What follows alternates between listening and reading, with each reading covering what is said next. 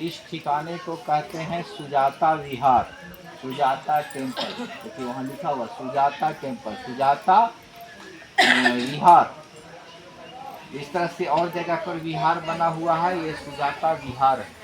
आज के 2600 वर्ष पहले, 50 वर्ष 100 वर्ष नहीं, 2600 वर्ष पहले की बात है, जिस समय सिद्धार्थ गौतम अपना गृह त्यागने के बाद, घर छोड़ने के बाद ये मगध की धरती पर आए थे, तो उस समय बिहार प्रांत नहीं कहलाता था, उस समय मगध कहलाता था। और मगध की राजधानी उस समय पटना नहीं था, उस समय राजगृह। आज बिहार के राजधानी पटना है, लेकिन उस समय ये इसका राजधानी कहाँ होता था? राजगृह होता था। तो जब घर द्वार छोड़ करके पत्नी यशोधरा पुत्र राहुल को छोड़ करके जब चले, तो चलने के बाद में राजगृह पहुँचे। वहाँ उस साधना किए। साधना करने के समय में उनके दो गुरु अलार कलाम राम रुद्रक मिले। उनसे उन्होंने कुछ सवाल किया, सही जवाब नहीं मिला, संतुष्टि नहीं हुआ। राजगृह छोड़ करके पद यात्रा करते हुए नंगे पांव में नुकीले पत्थरों का सामना करना पड़ा, चुभ जाते थे, खून बहता था। इतना दुर्गम रास्ता तय करके पर्वत मार्ग से ढोंगेश्वरी पर्वत पर पहुंचे। ढोंगेश्वरी पर्वत जो है वो उसका कनेक्शन, उसका संबंध कहाँ से है? तो राजगृह से है। राजगृह से पद यात्रा करते हुए ढोंगेश्वरी पर्वत पर पहुंचे। इतना कठोर तपस्या किए, इतना कठोर तपस्या किए कि उनका शरीर एकदम जर्जर हो गया, एकदम इस प्रकार से हड्डियां दिखाई देने लगी, मांस बिल्कुल चिपक गया। इतना करने के बावजूद भी शांति महसूस नहीं हुआ, सम्यक संबोधि ज्ञान की प्राप्ति नहीं हुआ, वो बुद्ध नहीं हो सके। तब वो उस जगह को छोड़ करके निर्णय लिए कि अब हमको आगे चलना चाहिए। शरीर में इतना भी ताकत नहीं बचा था कि वो चल सके, घूम सके।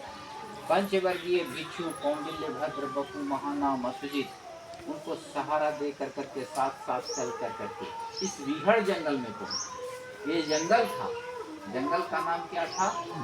उरुवेला। यहाँ जो बोध गया शहर बसा हुआ है, उरुवेला नाम से जाना जाता था। बाद में नाम इसका बदल गया, ये बोध गया हो गया, लेकिन उरुवेला जंगल में।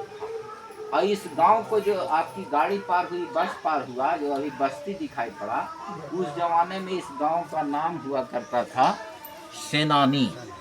सेनानी। अभी फिलहाल इस गांव का नाम बकरौर है, लेकिन उस जमाने में इस गांव का नाम सेनानी हुआ करता। गांव के जो प्रधान थे उनका नाम सेनानी था, और उन्हीं के नाम से इस गांव का भी नाम बाद में सेनानी पड़ा। तो सेनानी नाम के जो छोटे मोटे राजा कहिए, जमींदारी कहिए, उनकी बेटी थी सुजाता। सेनानी राजा की एक ही कन्या थी, एक ही बेटी थी, जिसका विवाह कहाँ हुआ था? उत्तर प्रदेश में हुआ। ये उसका सुजाता का मैके है, मतलब पिता का घर। एक्चुअली उसका ससुराल जो है वो उत्तर प्रदेश में। संतान न होने के कारण वो अपने पिताजी के घर में रहती थी, दुखी रहती थी। तो गांव वाले बोले कि चिंता करने की बात नहीं, परंपरा था, गांव के लोग ऐसा मानते थे कि वृक्ष के पास में कुछ भी मांगो मिल जाता है।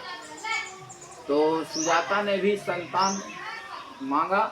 इसके पहले उसने जब कुंवारी थी तो सुंदर पति के लिए भी मांगा था, सुंदर पति भी मिल गए। 5 साल बीत गया, पुत्र नहीं हुआ, तो पुत्र प्राप्ति के लिए भी मनोकामना माना, मनोकामना पूर्ण हुई, ऐसा एक विश्वास था।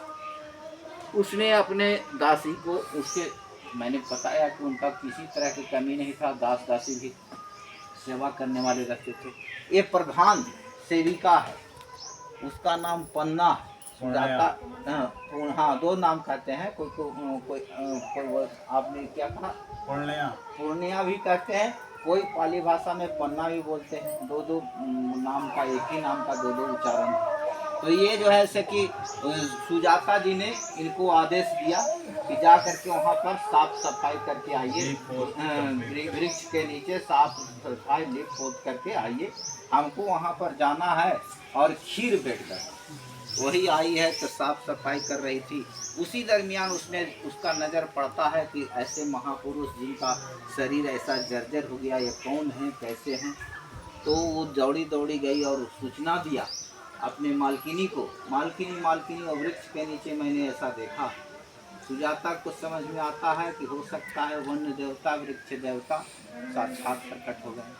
उसके मन में ऐसा लगता है। खीर बनाई, ऐसा खीर, ऐसा स्वादिष्ट खीर, ऐसा पुष्टिकारक खीर जिसको खा लेने से मन भर जाए और शरीर में ऊर्जा आ जाए, ऐसा खीर तैयार किया।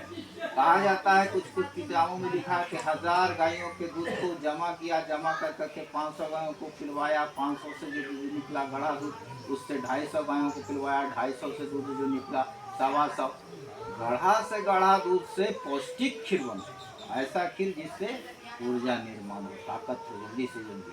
आज विटामिन के टैबलेट बनते हैं, उतना जो बढ़िया खीर था कि उसको टैबलेट बनाने की ज़रूरत नहीं, सिर्फ